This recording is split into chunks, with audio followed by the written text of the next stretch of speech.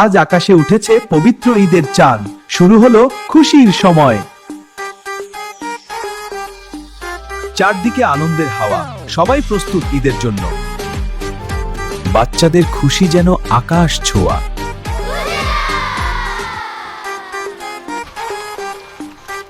নতুন জামা, নতুন স্বপ্ন, ঈদ মানেই নতুন আনন্দ। সবাই একসাথে নামাজ পড়ে আল্লাহের কাছে দোয়া করে। ঈদ মানেই ভালোবাসা আর কোলাকুলি। হ্যাঁ, কোলাকুলি করি সবাই। ঈদ মজার মজার খাবার, সেমাই আর পায়েস ছাড়া ঈদ অসম্পূর্ণ। ঈদ শেখায় ভাগাভাগি আর মানবতা। ধন্যবাদ ভাইয়েরা। পরিবারের সাথে কাটানো সময় সবচেয়ে মূল্যবান।